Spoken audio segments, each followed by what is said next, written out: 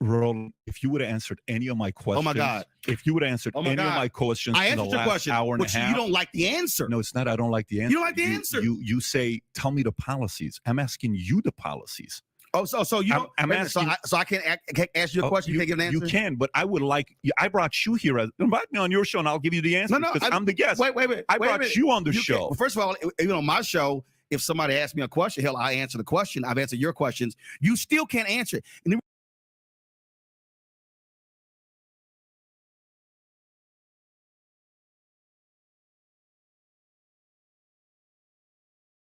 Hey, what's going on, y'all? Eric Muldrow here with Code Red Conversations. Thanks for joining me today.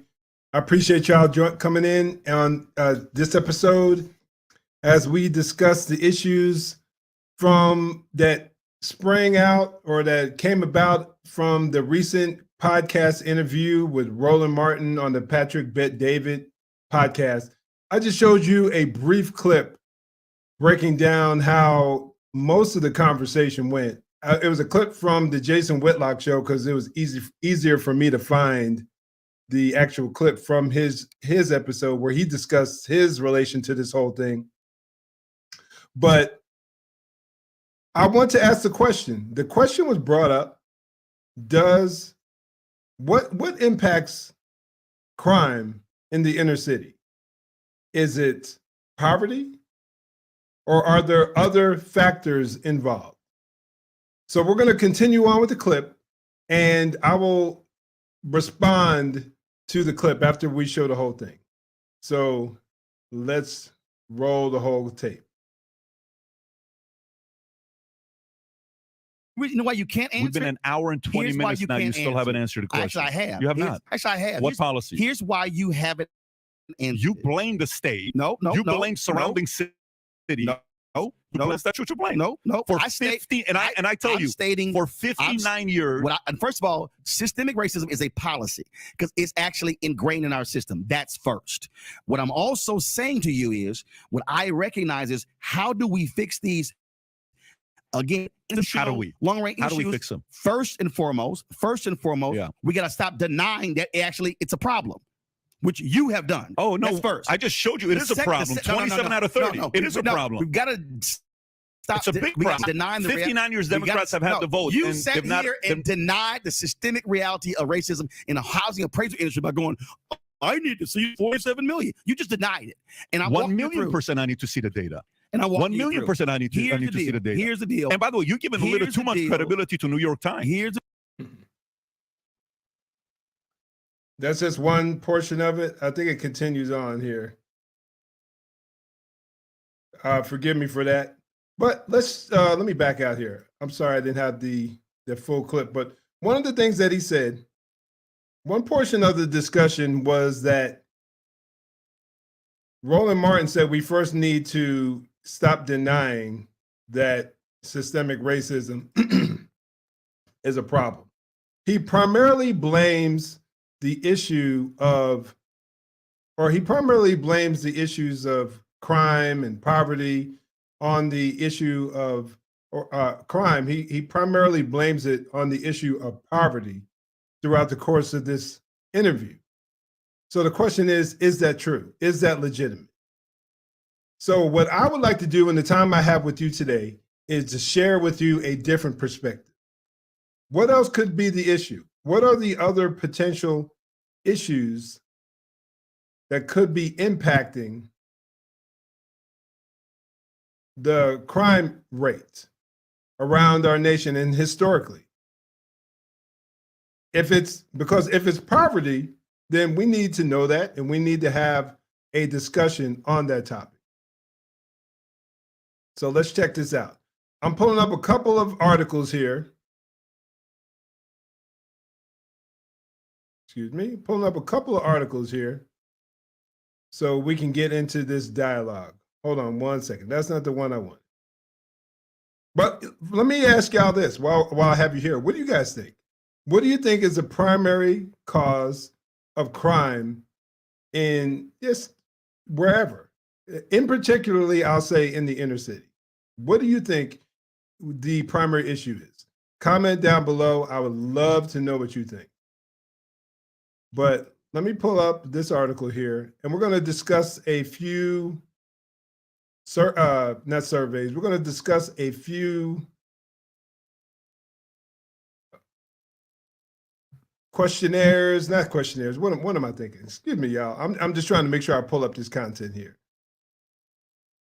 We're going to discuss a few studies that address this issue and offer a somewhat of a different perspective. So I'm going to, hey, what's up, brother? I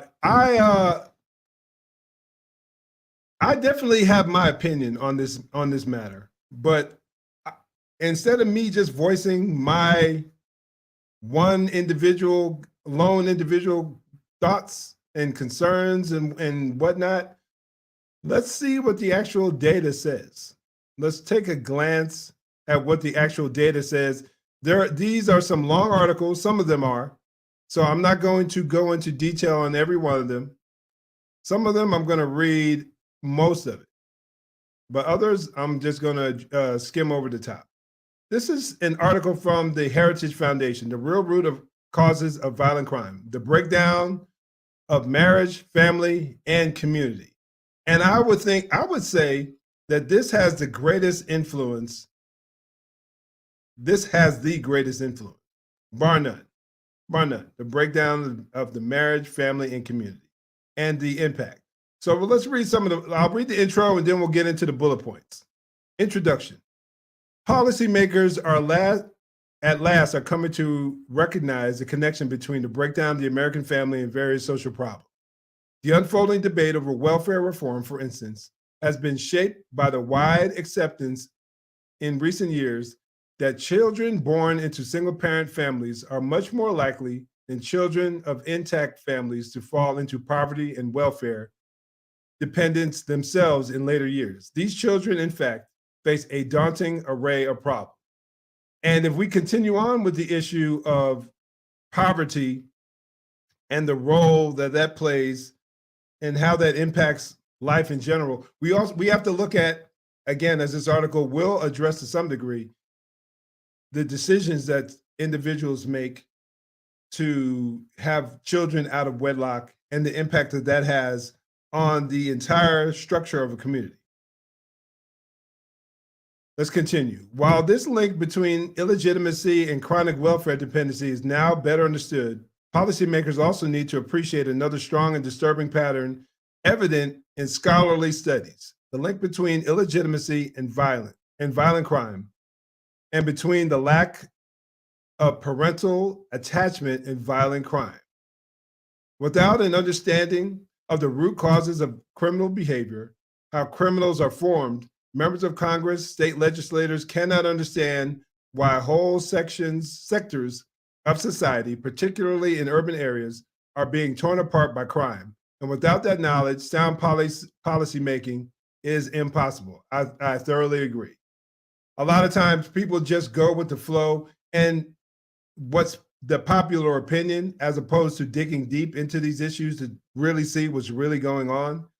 And I think a lot of times that's out of fear. A lot of people be afraid and be worried that if they say something that could be deemed as offensive or racist, if you talk about Black folks in the inner city who are more prone at times to having babies out of wedlock, a lot of people are worried that that's going to come across as being racist. And I think that, especially for white folks, just a word of advice for my white friends and family out there, brothers and sisters. When it comes down to these issues, if you're bringing up legitimate facts, if you're concerned about being viewed as being racist in a day and age where everything is looked upon as being racist, then your concerns are in the wrong place. You will probably get accused of being racist regardless of where you stand. So the best bet is to make sure you have your facts in order, your ducks in a row, so that when you address these issues, you can bring up data. You can bring up solid facts. You can reference what's really going on in our society, in the world. So if people have an issue with you, then it's like you're not having an issue with me. You have an issue with the data. Let me read some of this information. Let me continue on. A review of the empirical evidence in professional literature on social scientists of the social sciences gives policymakers an insight into the root causes of crime. Consider, for instance, and it's a long article. I'll link it in the show notes after it's all said and done, so you guys can take some time and explore it yourselves. But we're just going to read some of the bullet points. Over the past 30 years, the rise of violent crime parallels the rise in families abandoned by fathers. Pay attention to that. High crime neighborhoods are characterized by high concentrations of families abandoned by fathers. State-by-state analysis by heritage scholars indicate that a 10% increase in the percentage of children living in single-parent homes leads typically to a 17% increase in juvenile crime. And before we go on before we finish here, I'm going to reference some data also from, it's a website, fatherlessness.com or something along those lines, that goes into the known science and known data, known information on the impact of fatherlessness on a society, in a community, but more importantly, in a family. The rate of violent teenage crimes corresponds with the number of families abandoned by fathers. The type of aggression and hostility demonstrated by a future criminal often is foreshadowed in unusual aggressiveness as early as 5 or 6. The future criminals tend to be an individual rejected by other children as early as the first grade, who goes on to form his own group of friends, often the future delinquent gang. On the other hand, neighborhoods with a high degree, now pay attention to this, y'all. Neighborhoods with a high degree of religious practice are not high crime neighborhoods, are often not high crime neighborhoods. Even in high crime inner city community neighborhoods, well over 90% of children from safe, stable homes do not become delinquents. By contrast, only 10% of children from unstable homes in these neighborhoods avoid crime. Let's continue. Criminals capable of sustaining marriage gradually move away from a life of crime after they get married. The mother's strong, affectionate attention to her child, is the child's best buffer against a life of crime. The father's authority and involvement in raising his children are also a great buffer against a life of crime. Man, let me share with some of y'all a story that some of y'all may have heard this already, but I just want to co-sign that last portion here. The father's authority and involvement in raising his children are also a great buffer against a life of crime. Let's rewind back to the early 1980s, 82, 83. Yours truly is a young man, 12, getting into his early teens, just becoming 13 in 1983. And I am hanging out with my friends, and I'm just doing what they do. I would say largely, let me increase this screenshot here of me so y'all can hear me. I would say largely because I want to fit in. I want to fit in with these kids. I'm one of the few, actually, like our family was the only Black family in that neighborhood, in that community. And we dealt with racism all the time. And I'm not talking about some of these lame allegations of racism that you see nowadays. I'm talking about, we dealt with legit racism. N-word was thrown around on a regular basis, mocked, made fun of, Black jokes being told when you're a little kid. You really don't know how to respond because you just want to fit in. You really don't have the setup at home where you have a sympathetic dad or even a sympathetic mom to a large degree. And so you don't really know how to share this stuff. And most of the time, and your brothers and sisters, half the time they're in their own world dealing with their own thing. And when I was in the 6th grade was probably when I dealt with it the most. When I felt like I was just all by myself. But still I wanted to fit in a lot of times. So I just did what a lot of my friends did. They would go to some little corner store and they'd steal candy and whatnot, and I'd go along with it, doing the same thing. And this was going on for a while. And then it eventually got to a point where I was just kind of doing it on my own. And my excuse was we didn't get much of an allowance at the time. Lame excuse, yeah, I know. Some people never got it, but that was my justification in my pre-adolescent mind. So I'm stealing candy from the store, taking it to school, selling it, and I'm making a pretty good profit. Eventually, I started having more money than my mom was like, where are you getting all this money from? And I tried to blow it off, make it seem like it was no big deal. But ultimately, she wasn't, she was smart enough to know that something wasn't right.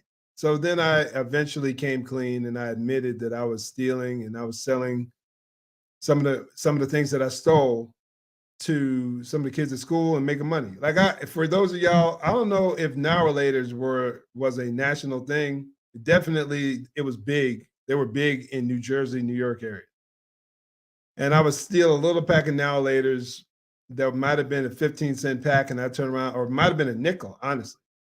And I turn around and I go to school and I sell it for 25 cents, 50 cents. Kids would be arguing over or auction. It was almost like an auction. Oh, I'll give you 50 cents, Eric. I'll give you $1. And I'm like, okay, here you go. So I was making some money and I was saving up a good portion. But once the word got out, once my mom figured out what was going on, all she had to do, first of all, she threatened to take me to the police. So that wasn't cool. That definitely wasn't cool. But what impacted me the most was when she threatened to tell my dad. My dad wasn't the most personable guy in the world, and he barely ever physically disciplined us. My mom did most of that. But the handful of times my dad got a hold of my behind, that was enough. And I knew that if he found out that I was stealing, like if he literally found out that I was stealing, I don't know what that man would have done. He probably would have tried to kill me or dang close. Anyway, her threat to tell my dad what I was doing hovered over my head the entire summer. And I did anything that woman wanted me to do. I didn't argue with her. I wasn't being difficult. I was the sweetest angel I could possibly be. Why? Because I feared the wrath of my dad. I was concerned about what he would have done had he gotten a hold of me. Which just goes to show that the role of the father in these situations is massive, potentially massive. Especially if you have a good dad, a decent father. I'm tongue-tied. It doesn't even have to be perfect. He just has to be respected and feared to some degree, which I think can be a good thing, especially when you're dealing with young people. And they need to know that he doesn't play. And how does that correlate? So if you're dealing with a community, because we all know that from the Moynihan report, I think that was in the 60s or so, that talked about the issue of fatherlessness when it was at 20% in the Black community. And people railed against it, and they said that this report was racist and bigoted. And he said that it was a problem, 20%. It was a problem. You fast forward to more current times when you see that the issue of fatherlessness has risen to in the area of 70% or higher in the Black community. We can understand that.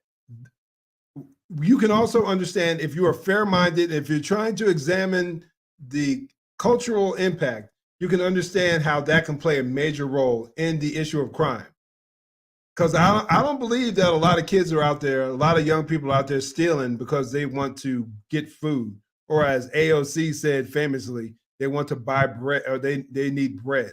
I think a lot of people steal because it's a crime of convenience sometimes.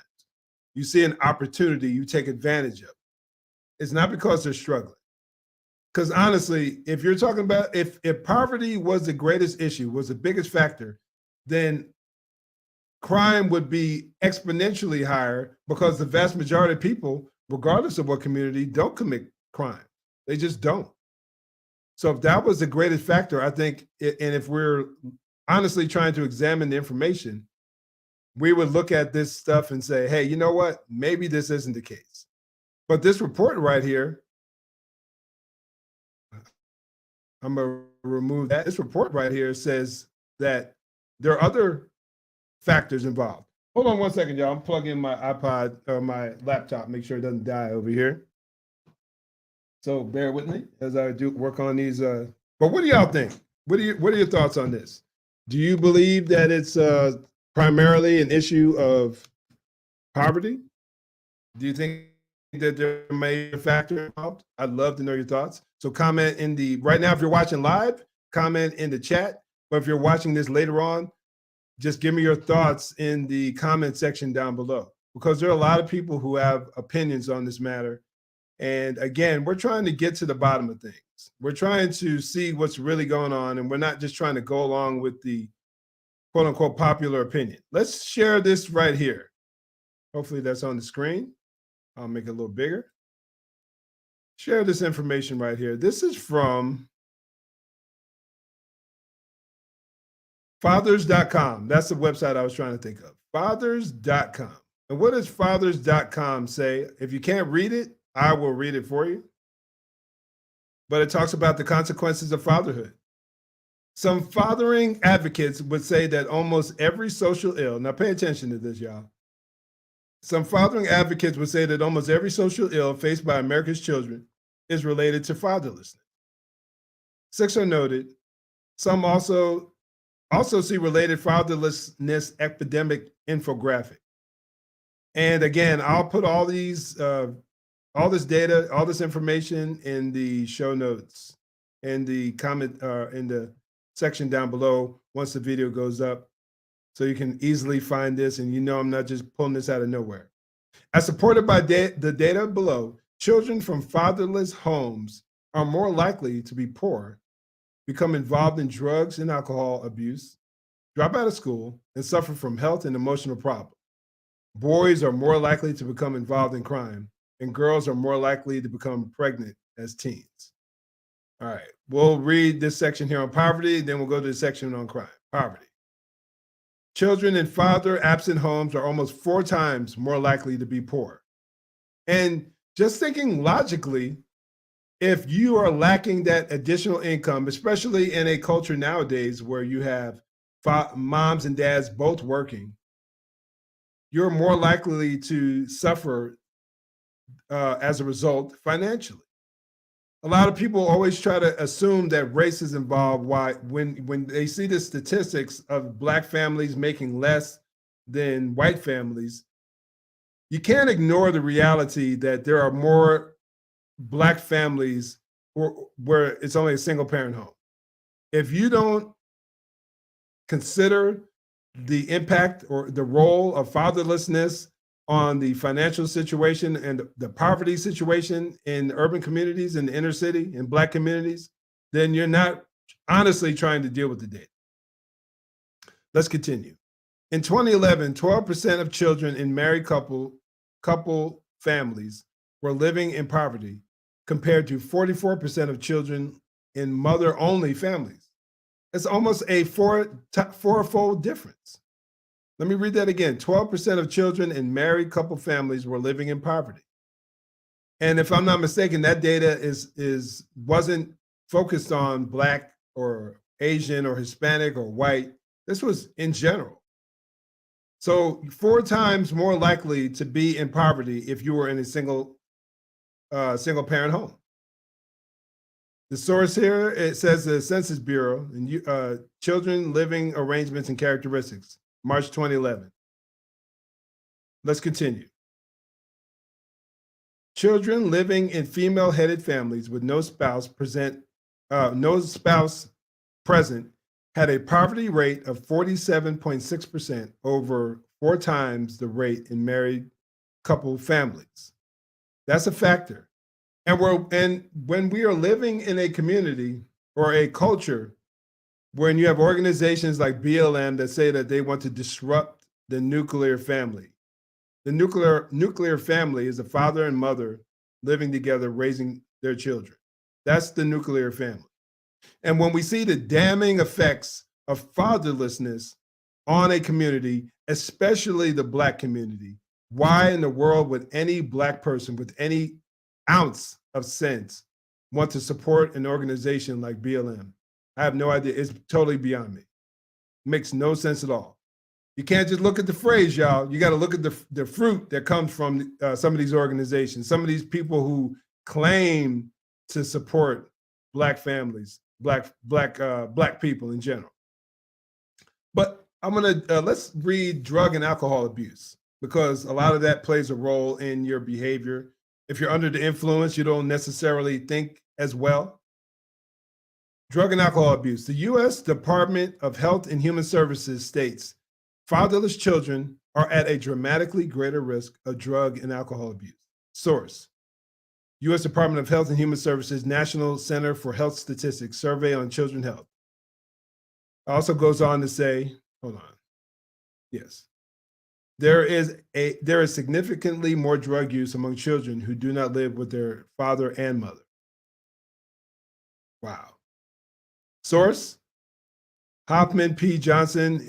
It's a book. Yeah, book, The Community Context of Family Structure and Adolescent Drug Use. Let me read that again. From this book, there is significantly more drug use among children who do not live with their mother and father. All right, let's look at physical and emotional health.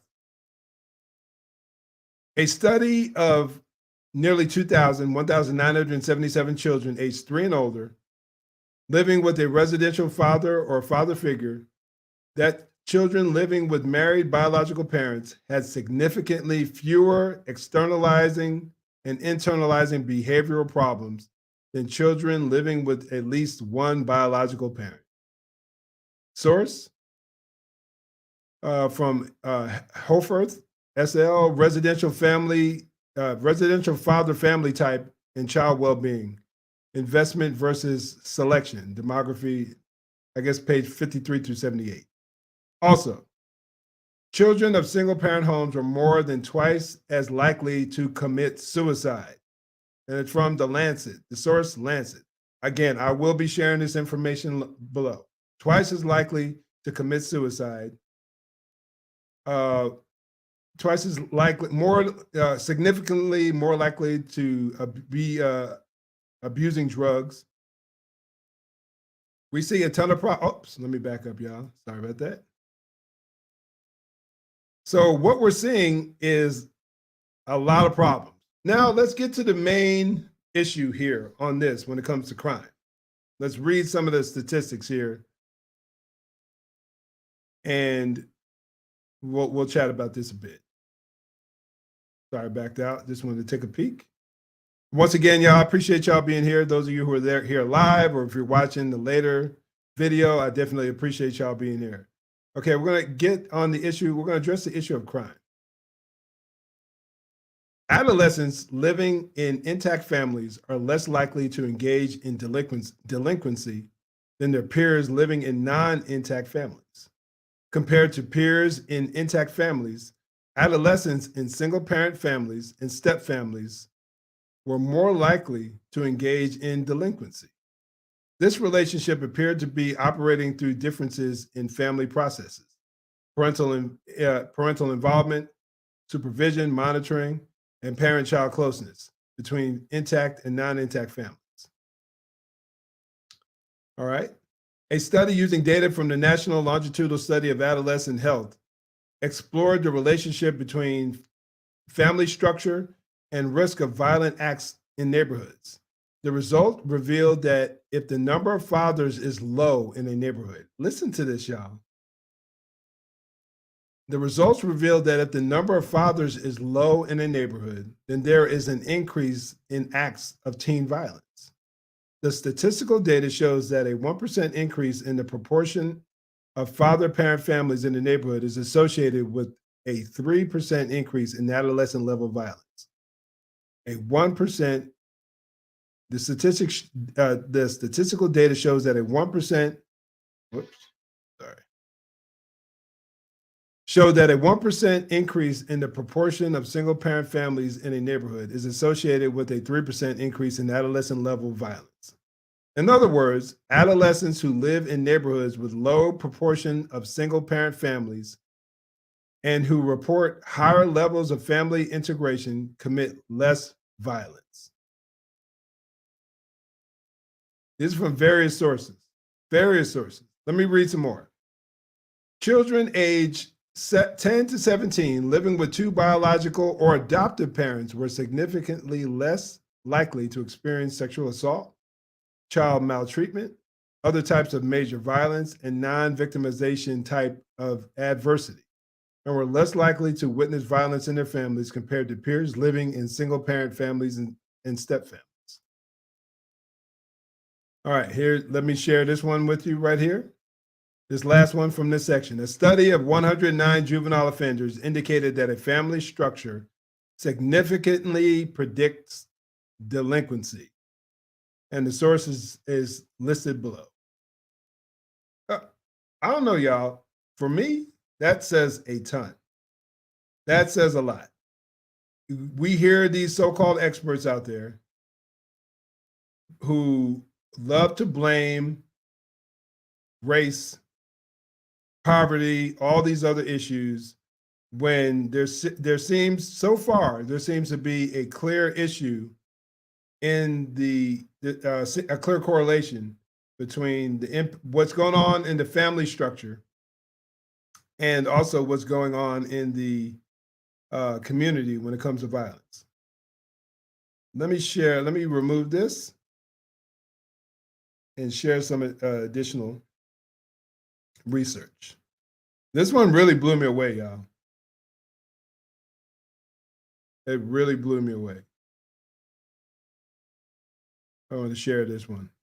It's a relatively short article. I'm going to read a good portion of it. I'm hoping y'all can see this. Hold on. I must make this larger. And if you can't see it, I will read some of it to you. Excuse me, helping my throat. All right, I'm gonna read this to y'all. And once again, share your thoughts below. Share your thoughts in the chat or in the comment section. What do you think about this? And it also goes to show, let me come back up here real quick. And someone mentioned this in the comments right here. And Steve, you nailed it, man. The man is the foundation. And that's not to minimize the role of a mother. When the man bows out and he decides to play the coward and doesn't want to take his responsibility, and I understand that. I was actually that guy for a long time. Did not want to take my responsibility as a father. And it's something that I have to carry with me the rest of my life. There was a period in my life where I did not want to be involved in my children's lives, but by the grace of God, my mind changed and I was transformed when the Lord saved me. And I quickly realized the necessity of me being in my boy's life, especially my two youngest boys. And it's something about being mature, and that's a whole conversation for another day. And I really plan on getting into that a whole lot deeper. But the reality is that when a man is not in the home, when he is not in the home, families and entire communities are damaged, are negatively impacted. And there's no getting around that. While we're living in a society that glorifies and worships motherhood, that makes anything remotely masculine out to be toxic or evil or the root of all the problems in our society, when we're dealing with that as on a consistent basis, no wonder we have so many problems in our communities. No wonder we have so many problems in our nation. Men are belittled, are mocked. I mean, you name it. Men are attacked on a regular basis. My man, Vinny posted something. Family court is also the issue. They destroy the family as well, leading to kids committing crimes. Let me share. I try to be transparent in here, y'all. Now, I'll be the first to admit it. Back in the day, when I was a younger man, even when I got a little older, I was still very much about myself. But when we go back to me being a young man, I was out there running the streets when I first got married to my two oldest kids' mom, and I wasn't responsible at all. You know, I was trying to have my cake and eat it too. You know, I was just dirty. I was just like, I mean, when I say dirty, I was just running the streets. I just wanted to feed my flesh, and if it felt good, I wanted to go do it. I was out there messing around, doing things I had no business doing. But I cared about my kids, despite all my flaws and the problem and the issues and how I basically destroyed most of the relationships in my life.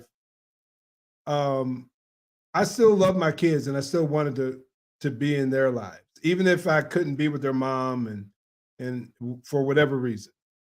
And when I was in India, living in Indiana, my ex wanted to pick up and move to California because she was going to get remarried. And I was getting my kids. I was picking up my kids on my weekends and stuff like that, spending time with them. And I was paying child support, and I had to scrounge up some money to go to court and to fight to keep my kids in Indiana because I didn't want her picking up and moving to California because I wanted to play a role in their lives. But what happened? The judge, because he just didn't want to rob her of the opportunity of getting married, said it was okay. I mean, just flat out, just said it was okay. And so I went from seeing my kids on a weekly basis, story of my life to some degree, to being completely robbed of that opportunity, just completely. Just because this judge decided that he didn't want to rob her the opportunity. What about robbing me of the opportunity of being in my kid's life? I didn't say I was a good husband, but I was striving to be a good dad, as imperfect as I was. But what about the impact that plays in the life of the child when you take away the role of the father, who actually wants to be in their life? There are many dads who don't want to be there. And I already shared how that was my mindset for a few years, to my shame. But as time went on, talking about my two oldest kids, I went to court. I did everything in my power to try to be in their lives. But some judge just decided that, hey, you know what? Let me rob him of that opportunity. And there are a lot of men who wrestle and struggle with that. And the system is not designed to help the dad. It just isn't. And men get screwed over and pissed on time and time again. Again, because we live in a society where the woman is always looked upon as being the victim. The man can do no right oftentimes, and he gets the shaft. Very unfortunate. So, brother, I can definitely understand where you're coming from, because I've been there on multiple occasions. Who knows, man? Maybe as time goes on, this platform will give me an opportunity to play a bigger role in maybe changing some things. But let's read this. Poverty and violent crime don't go hand in hand, according to this May 25th of 2022 article by Barry Latzer. Barry Latzer, by the way, has written some very interesting books as he studies crime. I have about 3 of his books, and I'm working my way through his most recent one. Or actually, I haven't started that yet. I'm about to start working my way through his most recent book. He's also written some pretty powerful articles that you can find everywhere. City Journal is one of the places. Let me read this. Many analysts, along with the general public, believe that poverty is a major, if not the major, cause of crime. But a new study from a Columbia University's research group should remind us of something that history has consistently shown, that the relationship between poverty and crime is far from predictable or consistent. The Columbia study revealed, again, there's a link here, revealed the startling news that nearly 1/4, 23% of New York City's Asian population was impoverished. Wow, and I didn't know that prior to reading this.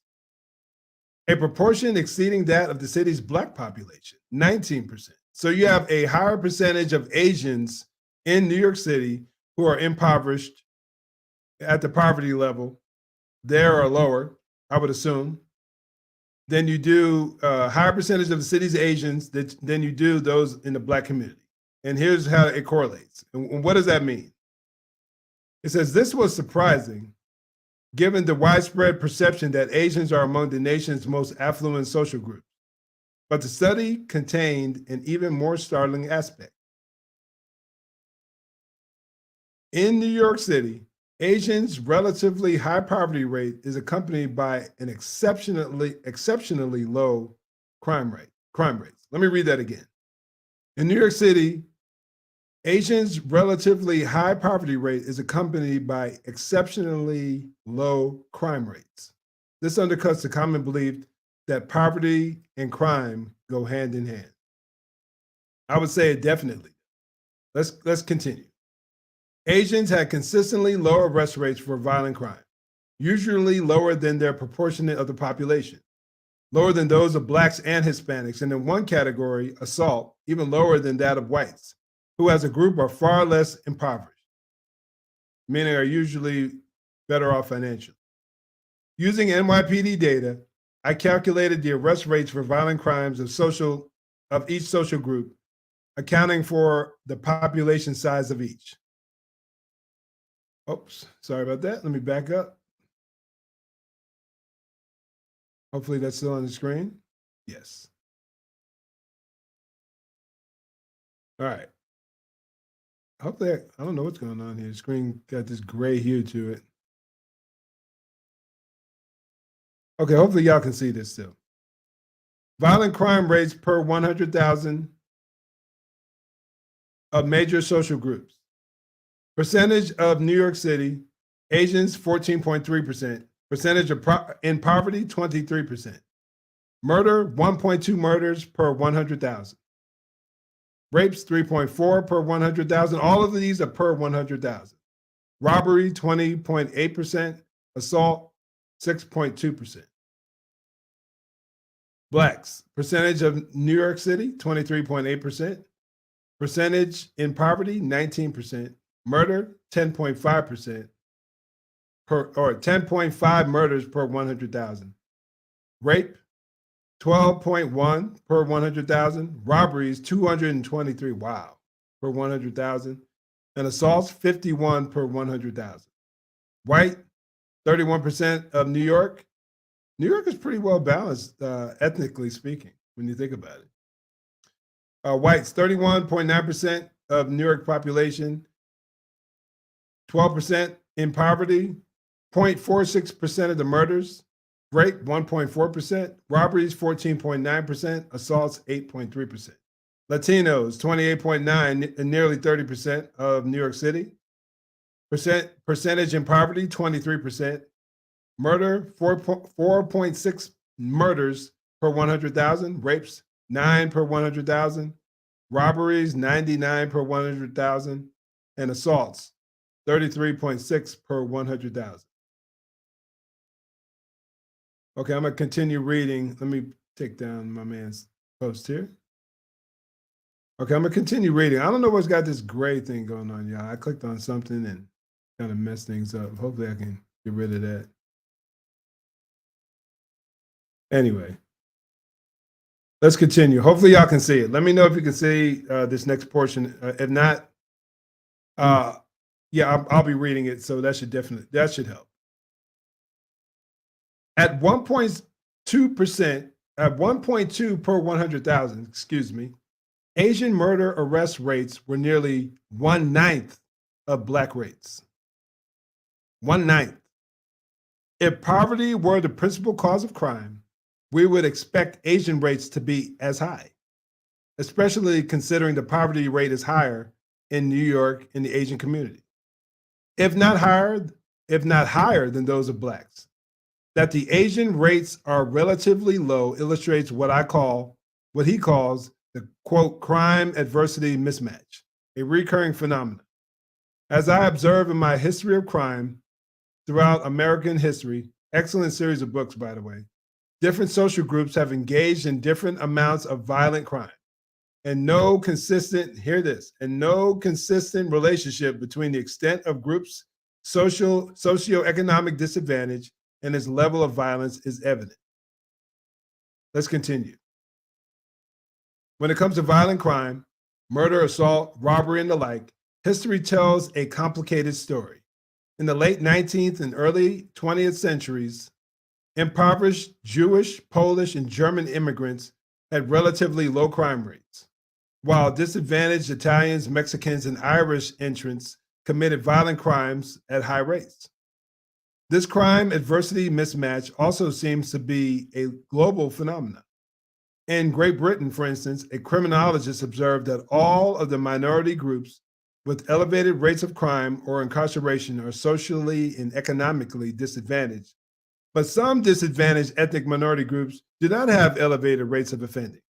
There too, it was the case that Asians were more disadvantaged than blacks, but the latter had much higher offending rates.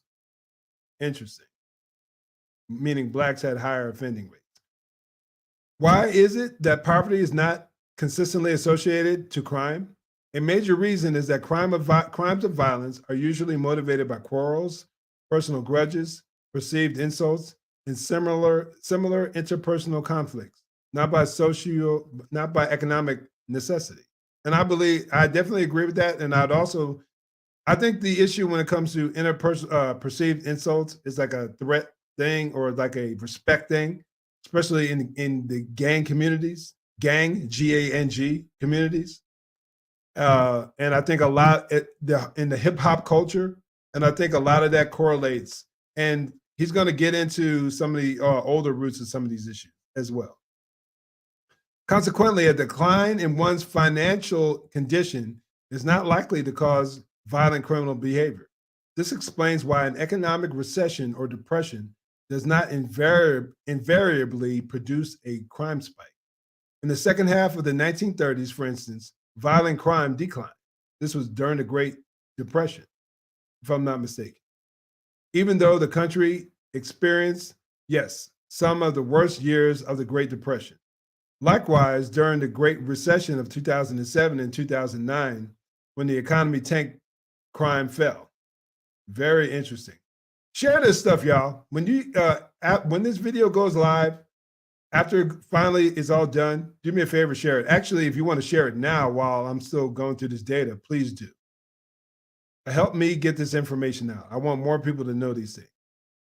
As for group behavior, cultural factors help explain differences in violent crime levels.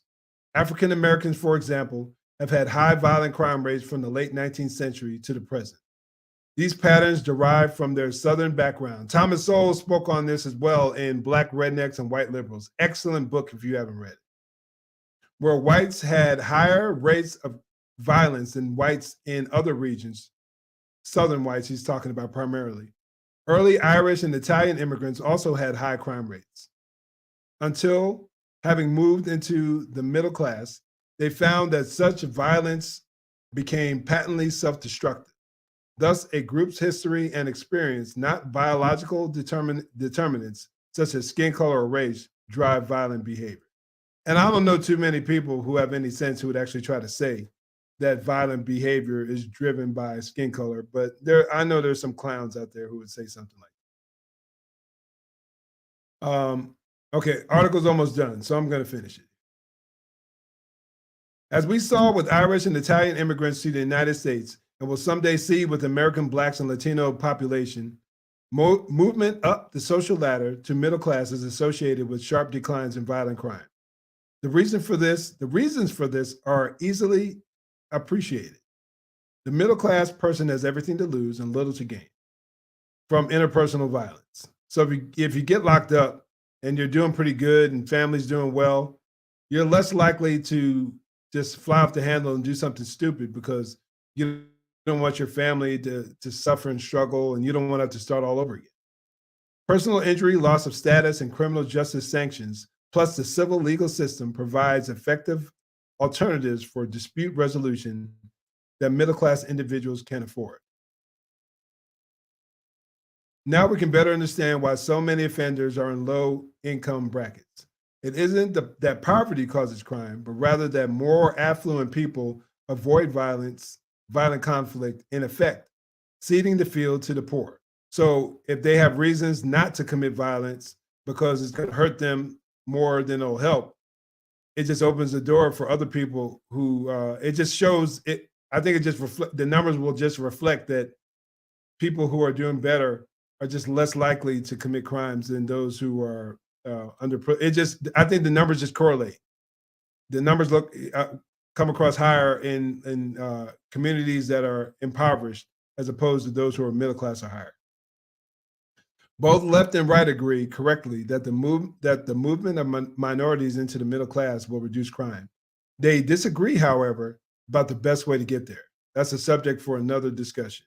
And that's where you talk about when people have the debate and the dialogue, the overall discussion about how to better assist or help people who are in financial straits, who are struggling financially. But man, oh man, I don't know, y'all. Honestly, what are your thoughts?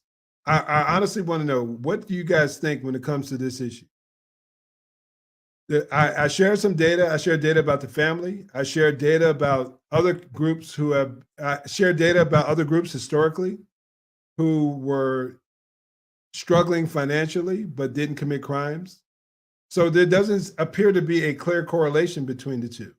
I would say the greater impact overall would be the impact of the family, the role of the family. I think to some degree, some Asian cultures are more dedicated. I bet you if you were to do a correlation between intact families in the Asian community and in the Black community and Hispanic community, you'll see I would guarantee you see a correlation there.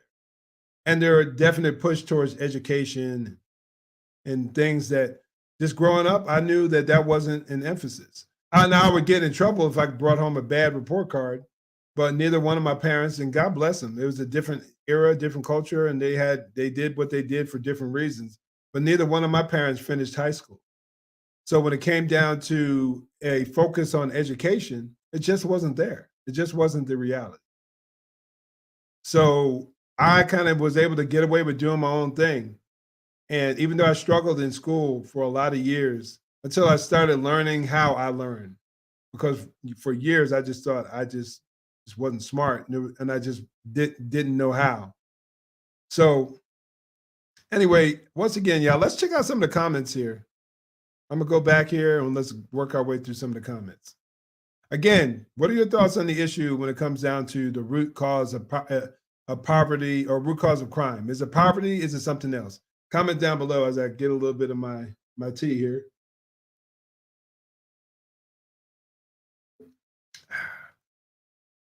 Hibiscus and black tea. I put some ice on it, a little cinnamon, because I don't do sugar. Good stuff, y'all. Really healthy for you.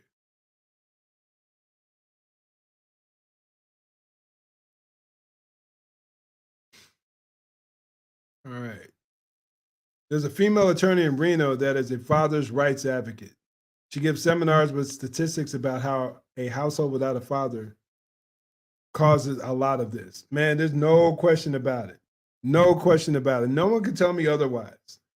No one can tell me otherwise. And it just pains me on so many levels how fathers are just disrespected in the legal system.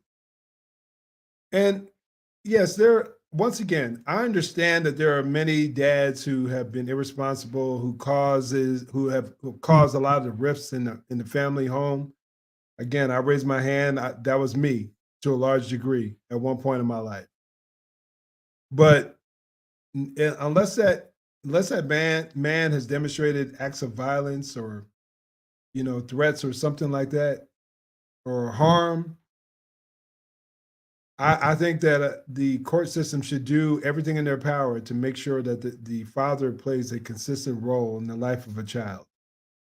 And I would say that's a huge part of it's a huge part, and I've said it earlier, a huge part of many of the issues that we're dealing with these days.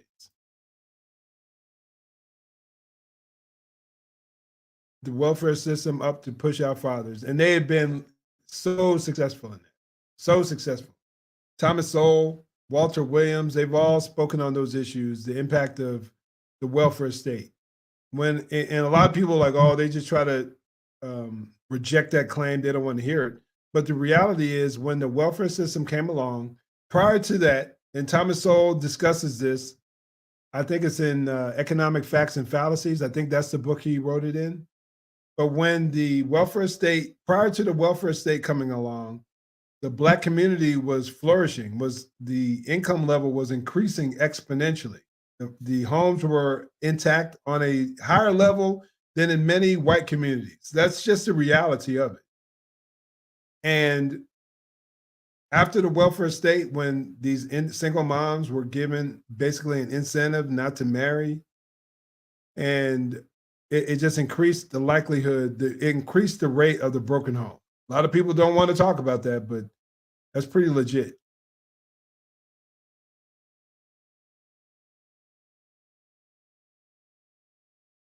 Let me see. 100%. Been in the family court system for over 25 years to make sure I'm part of my kids' lives. Fathers are very important part of raising good children. Amen to that 100%. And what's even sadder, I can't say what's even sadder, what's equally as sad is a lot of times the young people don't even realize it. They've been indoctrinated so much to believe that dads are basically worthless. Maybe not worthless, but not that important. It's all about mom. And it's just really, really sad.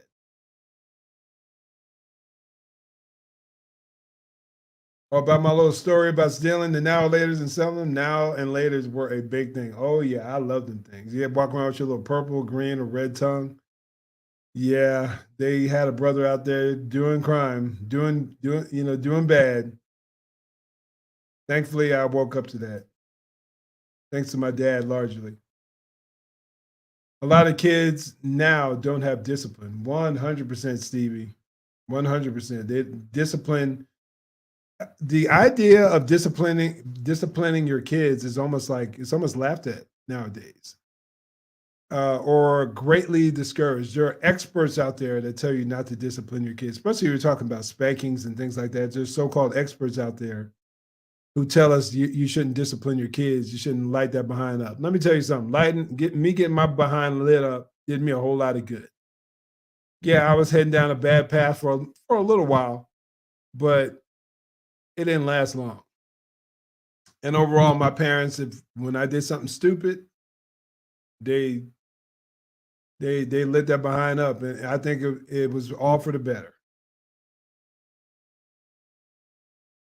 It's an issue of the American broken family and no father in the household. 100%, bro. I'm not laughing at your comment, bro. I'm laughing at my brother's comment. He said, Dad might have choked you if he found out. Man, Chris, you ain't lying, man. I'm telling you, I'm getting chills thinking about it. Dad didn't play. Dad was serious. I mean, he laughed and joked. He worked. He went to church, and he was in his room reading his newspaper, listening to the news radio. And every now and then he would come out and, he did stuff around the house. We had a wood and coal burning stove. Yep. Wood and coal burning stove in the 70s and 80s. That's how we were living.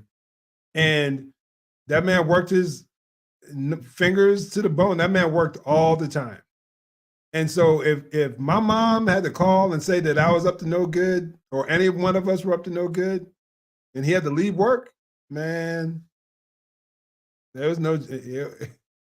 I think every one of us were in fear of that man to some degree. Every one of us. But let me see here. But Chris, you nailed it though, bro. You definitely nailed it.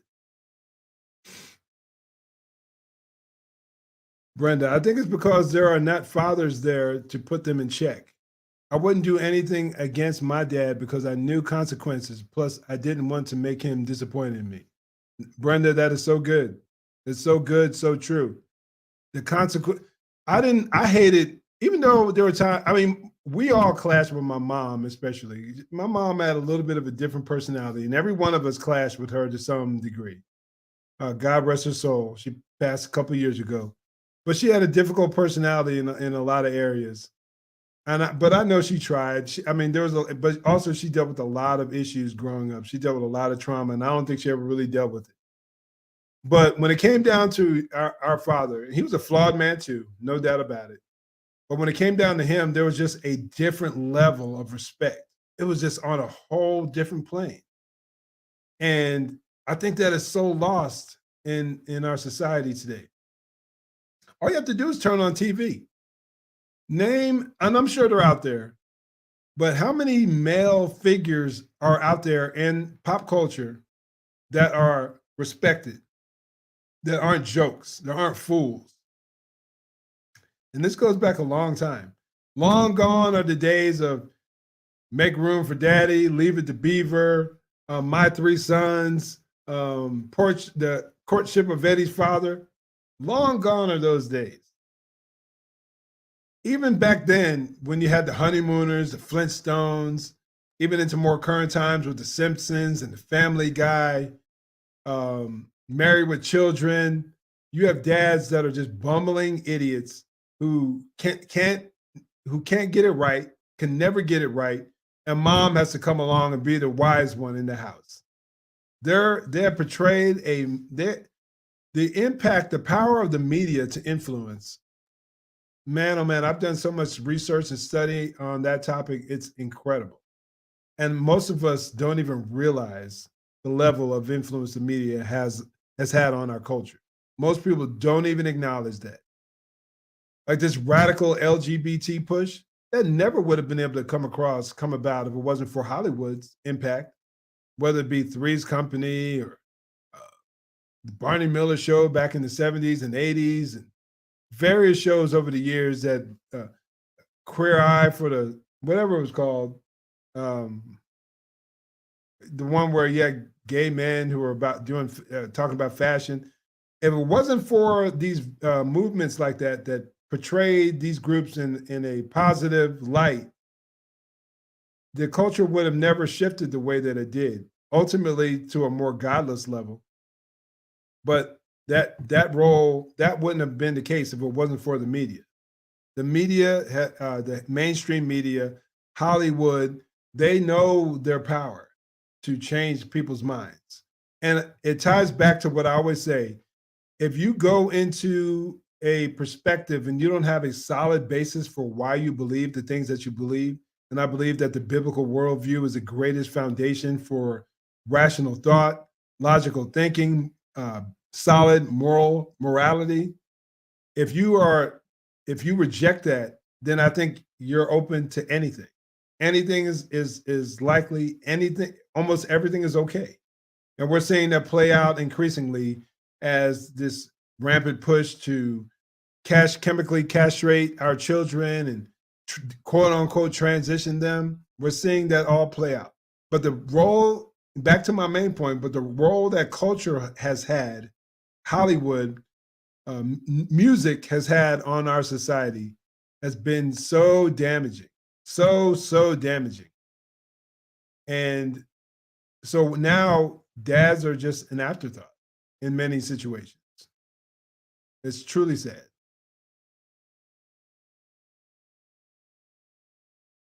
Once again, Stevie, the man is a foundation. Absolutely.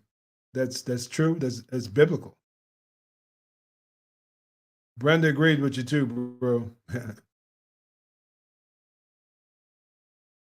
Let me see here. What else do we have? Steve's got another comment. I got my first son at 18. I volunteered child support. Got married to my son's mother at 23 and been married for almost 27 years. Amen to that, bro. My mom told me a man never walks away from his home. That's good, bro. That's good. And I would say that, like in my situation, and this is no way to make an excuse because I knew right from wrong. I don't know to what degree that was taught. I'm sure it was assumed, but to what degree was that taught to me as a young man? Hormones raging, had no idea what was going on. And then when the opportunity came for me to get out of the house, when I joined the Army, man, I was just, and then women, women, girls, I was a teenager, started noticing me on levels that they hadn't normally.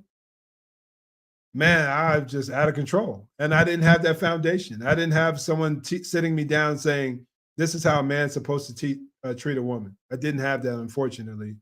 Largely, I knew, again, this isn't placing blame on, my parents or anything like that, because the Bible speaks on every man in Romans in particular. We all have that, our conscience bears witness. The law is written on our heart. The Apostle Paul wrote.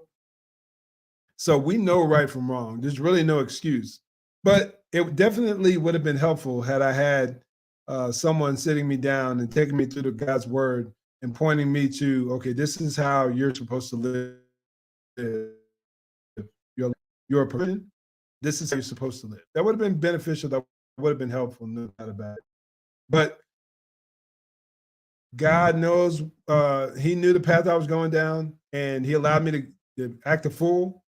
And I learned a lot of lessons, and my pain, as brutal and as harsh as it may have been at times, I've been able to be a help to a lot of other young men or older men who are going through similar things. I've been able to have some really good and interesting conversations and thoughtful conversations, and that have helped a lot of people. So if I went through all my struggles that where it can ultimately help someone else, then it's not such a bad thing.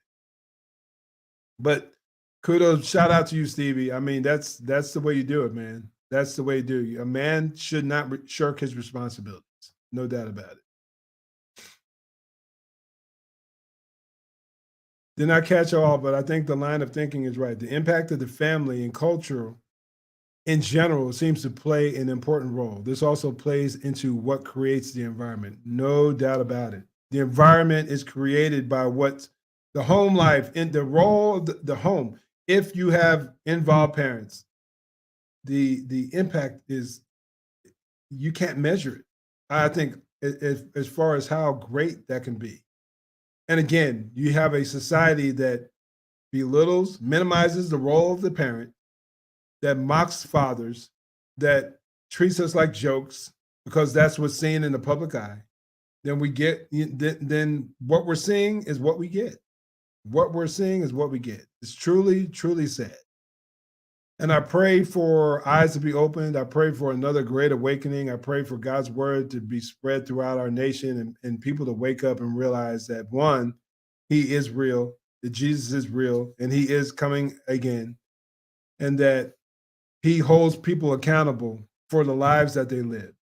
When we're out there having sex outside of marriage, having sex in ways that God does not, that God calls sin outside of a marriage between a man and a woman, when we're being selfish, when we deny him, when we mock him, when we promote worldviews and ideologies like critical race theory that are completely void of biblical foundations, when we support and promote worldviews like evolution. When I'm talking about evolution, I'm talking about molecules of man evolution, that says that we are a product of time and chance acting on matter, and the universe came into existence without you in mind, that you are a cosmic accident. Those things are disrespectful and blasphemous in the sight of a holy God. And when we live lives and we promote these ideologies, and we live lives where we rob and steal and lust outside of marriage, and we live in a way that defames God's righteous orders, his will, his laws. And as a Christian, I'm speaking specifically on the law of Christ. When we reject God's righteous standards, we ultimately have to answer for that. We will ultimately, as the old saying goes, none of us gets out of this alive. Every one of us is going to die. And every day I heard the number to be 150,000 people or so. Every day, 150,000 people or so die. And the question is, when you have to stand before God and give an account for the life that you lived, will you try to do it on your own, based on your own righteousness? And remember what scripture says, our righteous deeds are considered filthy rags in the sight of God.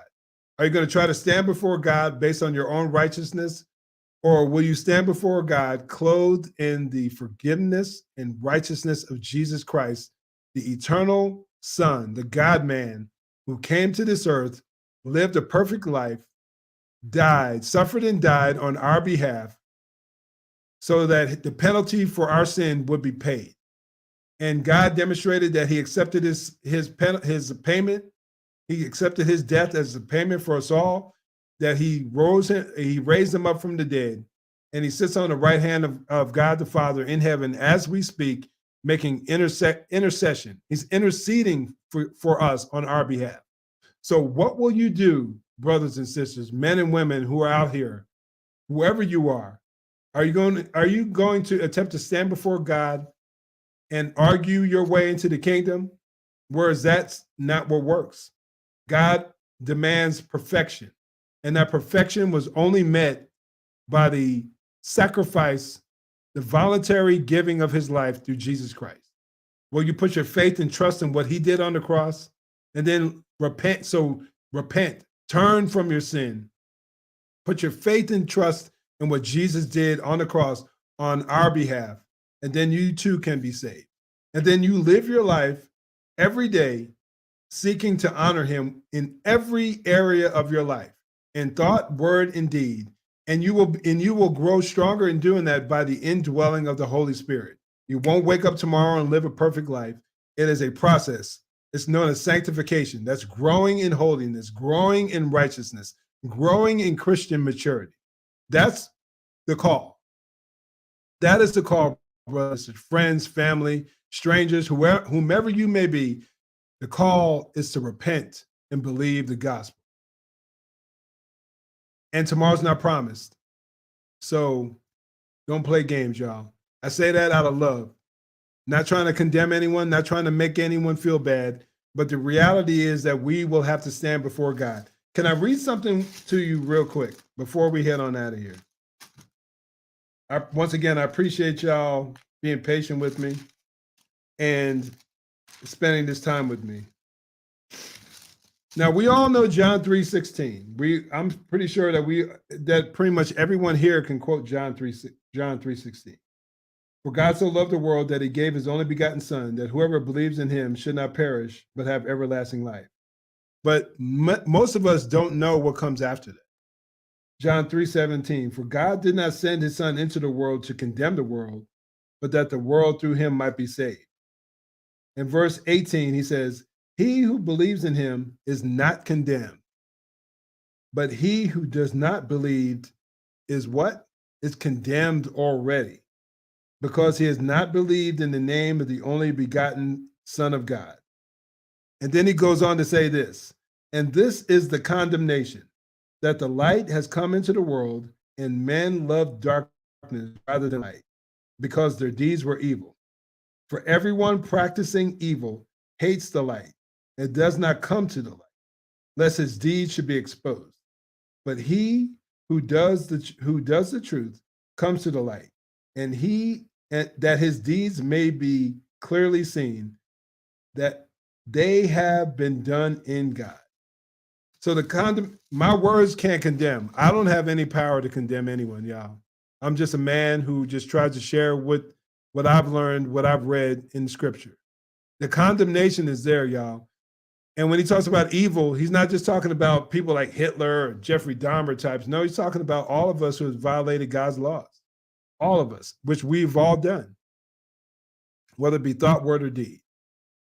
So consider the things I shared with y'all today, please. I pray that y'all would deeply wrestle with these issues and ultimately come to faith in Christ. Now, I love y'all. I appreciate y'all for joining me. I'm trying to be more consistent with my content and make more videos. Thank you, everyone out there who has supported me over the last few years. Or if you're a new follower, thank you. Thank you very much for coming aboard. My content, as you can see, is expanding. If you've noticed, over the last couple of weeks, I've addressed issues of social justice. I had a video come out earlier today talking about goal setting. Today, we're talking about issues related to crime and poverty and various topics like that. So all kinds of cool topics will be coming out over the next couple of weeks. My goal is to be the Black Christian Joe Rogan. The Lord would bless me to have to build an audience so large. I want Christ to be glorified in the midst of all of our conversations that we have on this channel. I'm going to have some really cool topics coming up, speaking on the Bible, talking about dinosaurs, even talking about genetics, topics talking about defending the faith, the evidence, the ultimate evidence for God. Stay tuned, y'all. You will, I'm telling you, if any of those ideas pique your brain, you will appreciate them. And so also if you have any ideas or suggestions, feel free to chime in and offer them, and I'll toss them around. If I think it's good, and if it's something I think the audience will definitely appreciate and benefit from, I definitely might consider it. So comment down below. Please share my content. Love y'all. Take care. And as always, stay safe. God bless. And make sure you join the conversation. I'm out.